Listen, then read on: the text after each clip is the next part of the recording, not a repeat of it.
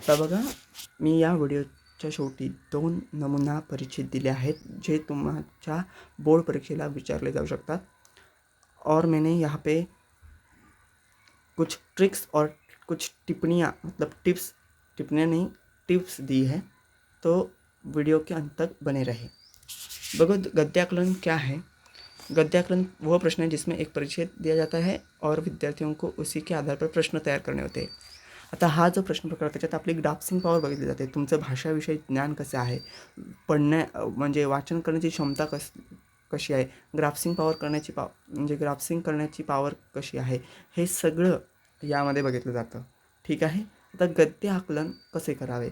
गद्य आकलन करते समय निम्नलिखित बातों को ध्यान में रखना चाहिए। सबसे पहले पूरा गद्यांश ध्यानपूर्वक 2 बार पढ़ना होता है। काही जण तो एकदाच वाचून त्यांना ते ग्राफ्सिंग होईल, काही ना 2दा, काही ना 3दा, काही ना 4 वेळा। ठीक आहे।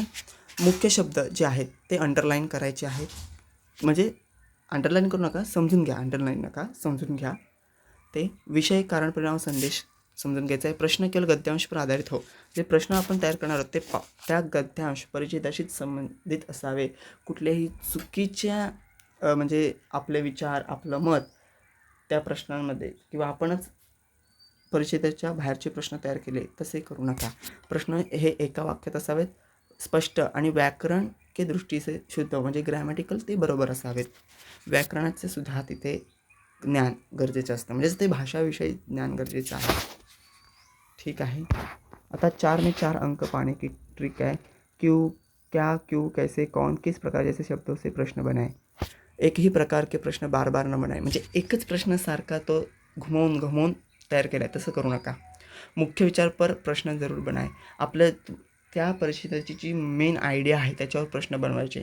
ठीक आहे। प्रश्न सरळ भाषा, म्हणजे एकदम किचकट भाषा नसावी, भाषा साधी, सरळ, सोपी असावी।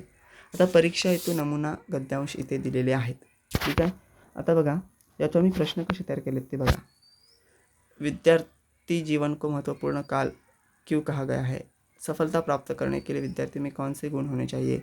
विद्यार्थी को समय का उपयोग कैसे करना चाहिए? हा अजून काही प्रश्न बनवलेत ते बघा। एक आलस्य करने वाले विद्यार्थी क्या परिणाम होता है? ओके, एकदा हा परिच्छेद वाचून घ्या। तुम्ही व्हिडिओ पॉज करून याचा स्क्रीनशॉट काढून पण घेऊ शकता, आणि हा परिच्छेद तुम्ही व्हिडिओ पॉज करून पण वाचून घ्या आणि मग बघा कसे प्रश्न तयार केलेत। कुठलाही प्रश्न रिपीटेड झालेला नाही। ठीक आहे। बघा, मी तुम्हाला हे जो परिच्छेद दिला आहे तिथे कुठलाही प्रश्न पुन्हा विचारला गेलेला नाही। ओके, आता एकंदरीत मी तुम्हाला परत सांगतो की गद्यांश आकलन हे म्हणजे आपली ग्राफ्सिंग पॉवर आहे। तुम्हाला एखाद्या म्हणजे तुमची वाचण्याची क्षमता कशी आहे, तुम्ही वाचताना तर तुम्हाला परिच्छेद समजतोय का, ह्याच्यावर तो गद्य आकलन हा प्रश्न आधारित आहे। यातून तुमच्या भाषेविषयी ज्ञान कसे आहे, व्याकरणाचे ज्ञान, म्हणजे तेच व्याकरणाचे ज्ञान कसे आहे, हे सगळं त्या प्रश्न प्रकारात येतं। मग आप इस बात का ध्यान रखें कि ये जो हम प्रश्न जब सॉल्व करेंगे तब हमारे से कुछ भी गलती ना हो, जैसे कि वो प्रश्न बार बार न बनाए। ठीक है। आप उस परिचित में जो मुख्य विचार है उस पर प्रश्न बनाएं। हाँ, पर वो क्या कहते हैं, सरल भाषा में होने चाहिए, मतलब कठिन भाषा का इस्तेमाल मत कीजिए। ठीक है। आगे देखिए, मैंने अभ्यास हेतु कुछ गद्यांश दिए हैं, उस पर आप प्रश्न तैयार कीजिए। आपको जितने भी प्रश्न आते हैं तैयार करने के लिए इस गद्यांश पर, उतने तैयार कीजिए। ठीक है। अब देखो, मैंने ट्रिक्स और टिप्स में क्या कहा है कि क्यों, क्या, कैसे, कौन, किस प्रकार से जैसे शब्दों से प्रश्न बनाना चाहिए। ठीक है। मुख्य विचार है, आता इस परिचित में जो मुख्य विचार है वो यह परिचित पढ़े, इसका जो मुख्य विचार है उस पर आप प्रश्न तैयार कीजिए। ओके। अब ये दूसरा परिचित है, वो समय का है, मतलब ये उसकी मेन आइडिया है, तो उस पर आप प्रश्न तयार कीजिए। ठीक है। आता तुम्ही प्रश्न तयार करताना एक काळजी घ्यायची की व्याकरणात्मकदृष्ट्या तो योग्य असला पाहिजे, त्याला शेंडा बुंदा म्हणतो ना आपण, तो असला पाहिजे, म्हणजे त्याला काहीतरी अर्थ असला पाहिजे त्या प्रश्नाला। ठीक आहे।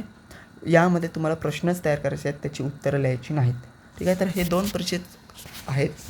ठीक आहे, अजून मी इम्पॉर्टंट परीक्षेत जे आहेत, जे परीक्षेला येऊ शकतात त्याची PDF तयार करेल आणि व्हिडिओच्या डिस्क्रिप्शन बॉक्समध्ये मी लवकरात लवकर ती देण्याचा प्रयत्न करतो. भेटूया पुढच्या व्हिडिओमध्ये.